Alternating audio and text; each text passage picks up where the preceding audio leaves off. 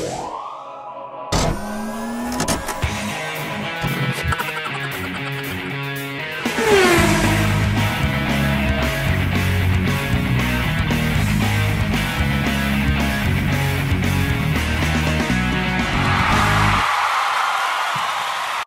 guys, so today we're going to look at just talk a little bit about the difference between carbon fiber frames and fiberglass frames and parts in general.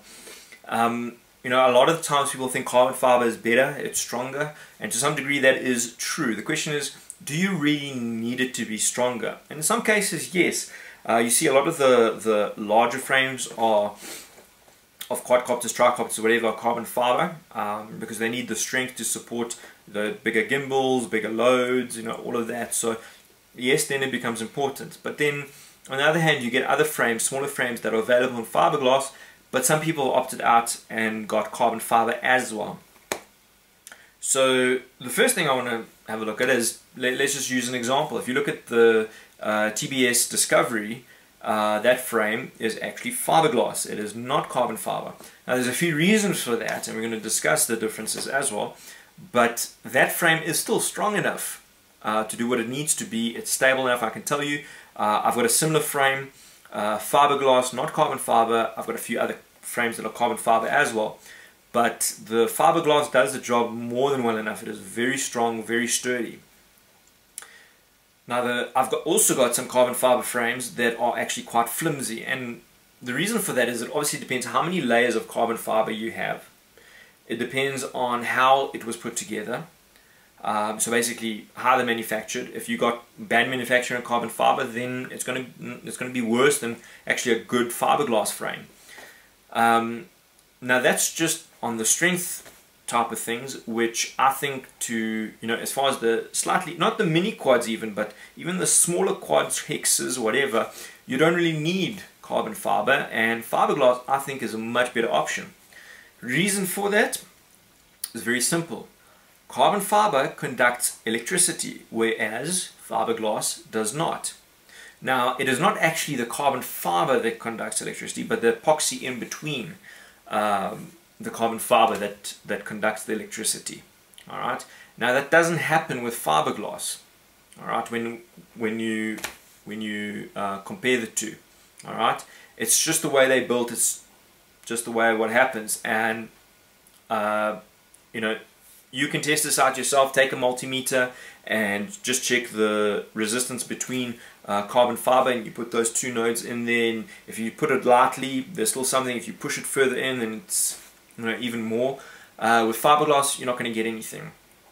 So how does that become important? Well, firstly, depending on the way you build your quad or whatever, if you get wires that now get scraped up from the ESC or motor or whatever, and then they touch the carbon fiber, you can get a short.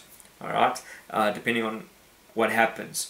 Also, you have some open boards, circuit boards, that sometimes also, if you just put them on top of the carbon fiber, then if they touch, then you can short out the board. All right, so ESCs as well, sometimes people cut them open so they can reflash them and whatever, and then they don't wrap them back properly, and then again you can get a short out with carbon fiber if they're sitting up against it.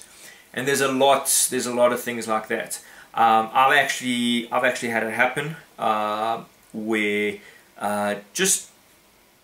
because the way something was mounted, the one wire was rubbing up against the edge of the carbon fiber, and over a long period of time, when you fly, it just rubbed just a little bit, but eventually it basically was exposed wiring.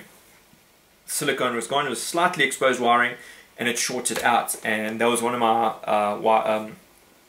FPV 5.8 gigahertz transmitters, and it blew basically. Luckily nothing else went, but that one literally just went, and I saw it happen as well, because it was, as I connected it the one time, you just heard a little psh, and you can actually see one of the chips just went, and you could see that it was burned from the bottom where it was actually touching the carbon fiber. Alright, so it shorted out over time. That's another thing to consider also with your transmitters. You've got to be very, very careful. There's a lot of open circuitry there, so with carbon fiber makes a bit of a problem. Fiberglass, you don't have that issue. Alright, So again, fiberglass versus carbon fiber, smaller frames, 450 size, 550 size, no problem. You can use fiberglass, even 650, some of them. But depends on what sort of loads you're going to be carrying. If you're getting larger 3-axis gimbals from 650 frames or up, you might want to consider obviously going to carbon fiber and just being a little bit more careful with your wiring and everything. So as a general rule, if you've got carbon fiber frames, I'm not saying go change them now. You don't have to do that, of course. It's just more money, which you don't need to waste. All I'm saying is that be careful of all the circuitry, be careful of all the wiring, you know, before your flights, after your flights, check the wires, check if there's anything that's wearing out or anything like that. Check that you've mounted everything nicely. Alright, it's very, very important. It can save you a lot of money. I've had people blow ESCs over and over and over again, and they think that there's something wrong either with the ESC or the motor, or they've overheated it or anything like that, and it was none of that. It was always because they used carbon fiber frames. Alright guys, again, thanks for watching. Don't forget to leave your comments below. If you've got any questions, suggestions, anything like that. Don't forget to like and subscribe. Check us out on Facebook, the link is below. Keep safe, keep flying. I'll see you guys next time. Ciao.